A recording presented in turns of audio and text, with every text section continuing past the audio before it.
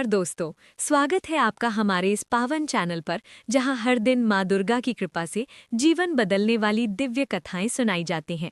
आज हम बात करने वाले हैं नवरात्रि के 8वें और 9वें दिन की उस प्रचलित कथा की जो न सिर्फ आपके मन को शांति देगी बल्कि आपके जीवन में नई ऊर्जा, सिद्धियां और विजय का द्वार खोल देगी। कल्पना कीजिए, हिमालय की बर्फीली चोटियों पर एक कन्या बैठी है, वर्षों से तपस्या में लीन। शरीर धूल मिट्टी से काला पड़ गया है, लेकिन आंखों में वो ज्योति है जो पूरे ब्रह्मांड को रोशन कर सकती है। क्या आप जानते हैं कि वो कन्या कौन थी और कैसे उनकी तपस्या ने उन्हें महागौरी बना दिया? और फिर 9वें दिन जब सारी सिद्धियां उनके हाथों में आ गईं, तो भगवान शिव तक को अर्धनारीश्वर रूप धारण करना पड़ा। ये कथा ऐसी है कि बीच में आप वीडियो रोकना भी नहीं चाहेंगे, क्योंकि हर पल में रोमांच, हर पल में चमत्कार और हर पल में माँ की असीम कृपा का वादा है। तो आइए, आंखें बंद कर लीजिए, मन को शुद्ध कर लीजिए और सुनिए नवरात्रि के 8वें दिन माँ महागौरी और 9वें दिन माँ सिद्धिदात्री की विस्तृत पावन कथा। जय माँ दुर्गा। बहुत समय पहले की बात है, जब सृष्टि के आरंभ में ही देवी शक्ति ने अपने विभिन्न रूपों में प्रकट होना शुरू किया।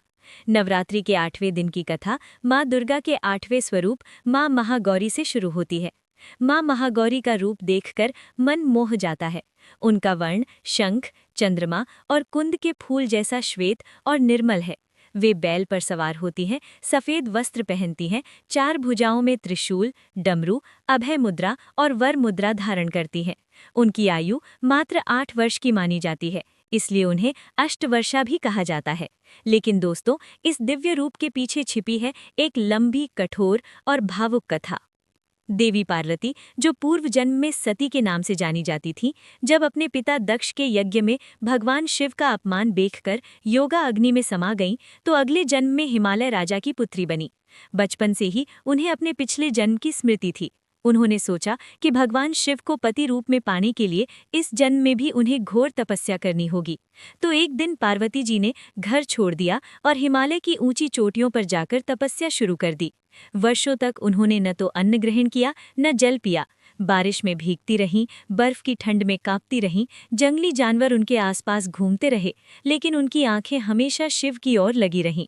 धीरे धीरे उनकी त्वचा पर धूल मिट्टी जम गई, शरीर काला पड़ गया, बाल बिखर गए, लेकिन मन में भक्ति की ज्वाला और तेज होती गई।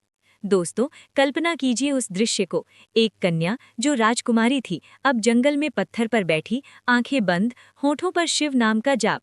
देवता भी आश्चर्य से देखते थे कि इतनी छोटी आयु में इतनी तपस्या। भगवान ब्रह्मा, विष्णु और अन्य देवता भी चकित थे। अंततः भगवान शिव स्वयं प्रसन्न होकर प्रकट हुए। उन्होंने पार्वती से कहा, हे प्रिय, तुम्हारी भक्ति ने मुझे मोह लिया है। मैं तुम्हें अपनी पत्नी रूप में स्वीकार करता हूँ। लेकिन पार्वती का शरीर अब काला हो चुका था। तब शिव जी ने गंगा जल से उन्हें स्नान कराया। जैसे ही पवित्र जल उनकी देह पर पड़ा, सारा कालापन धुल गया। उनका शरीर विद्युत की तरह चमक उठा, वर्ण गौर और श्वेत हो गया। उसी क्षण से वे महागौरी कहलाईं, महान गौर वर्ण वाली। ये कथा सिर्फ एक कहानी नहीं, बल्कि भक्ति की जीत की मिसाल है। जो सच्चे मन से तप करता है, उसे शिव जैसा वरदान मिलता है। माँ महागौरी की पूजा से आर्थिक संकट दूर होते हैं, मानसिक शांति मिलती है और घर में सुख समृद्धि आती है। नवरात्रि के 8वें दिन अगर आप उनकी पूजा करते हैं, कन्या पूजन करते हैं, तो माँ आपके सारे मनोरथ पूर्ण कर देती हैं। लेकिन दोस्तों, कथा यही खत्म नहीं होती। जैसे जैसे नवरात्रि का 8वां दिन समाप्त होता है, 9वें दिन की तैयारी शुरू हो जाती है। अब सुनिए उस दिव्य मोड़ को जहां माँ की शक्ति सिद्धियों का रूप ले लेती है। 9वें दिन यानी महानवमी पर माँ दुर्गा का 9वां स्वरूप प्रकट होता है, माँ सिद्धिदात्री। उनका रूप देखकर भक्तों का हृदय भर आता है। वे कमल के फूल पर विराजमान होती हैं, कभी सिंह पर सवार। 4 भुजाओं में चक्र, शंख, गदा और कमल पुष्प धारण करती हैं। उनका वाहन सिंह है, जो साहस का प्रतीक है। माँ सिद्धिदात्री सभी प्रकार की सिद्धियां प्रदान करने वाली हैं। अणिमा, महिमा, गरिमा, लघिमा, प्राप्ति, प्राकाम्य, ईशित्व और वशित्व। ये 8 सिद्धियां ऐसी हैं कि जिन्हें प्राप्त कर ले वह इच्छानुसार शरीर छोटा बड़ा कर सकता है, भारी हल्का, कहीं भी पहुंच सकता है और हर इच्छा पूरी कर सकता है। कथा कहती है कि माँ सिद्धिदात्री की महिमा इतनी अपार है कि भगवान शिव ने भी उनकी कठोर तपस्या की, हिमालय के शिखर पर बैठकर शिव जी ने घोर साधना की। उनकी तपस्या से प्रसन्न होकर माँ सिद्धिदात्री प्रकट हुईं और बोली, हे महादेव, तुम्हारी भक्ति ने मुझे प्रसन्न किया है। बोलो, क्या वरदान चाहते हो? शिव जी ने कहा, माँ, मुझे सभी सिद्धियां प्रदान करो ताकि मैं सृष्टि की रक्षा कर सकूं। माँ ने मुस्कुराते हुए अपनी कृपा बरसाई और शिव जी को सभी सिद्धियां दे दी। इतना ही नहीं, माँ की शक्ति इतनी अद्भुत थी कि शिव जी का आधा शरीर देवी का हो गया। उसी से वे अर्धनारीश्वर कहलाए, आधे शिव आधी शक्ति। दोस्तों, ये क्षण रोमांच से भरपूर था। कल्पना कीजिए, ब्रह्मांड की रचना में माँ सिद्धिदात्री का योगदान। सिद्ध, गंधर्व, यक्ष, देवता और असुर सभी उनकी आराधना करते हैं। बिना उनकी कृपा के कोई पूजा पूरी नहीं होती।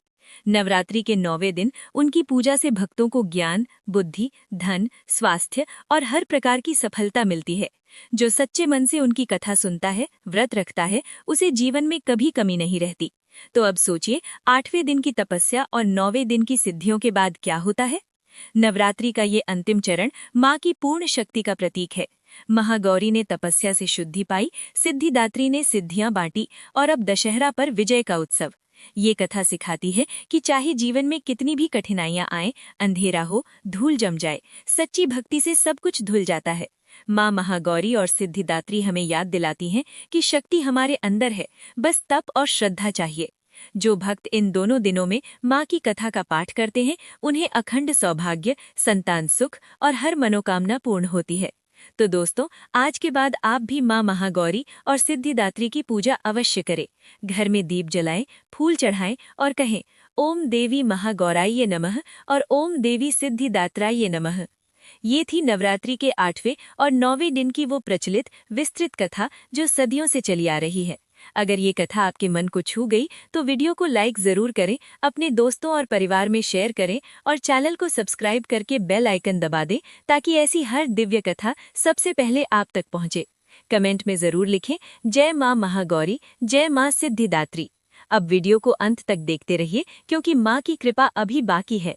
जय माँ दुर्गा, जय भोलेनाथ, हर हर महादेव।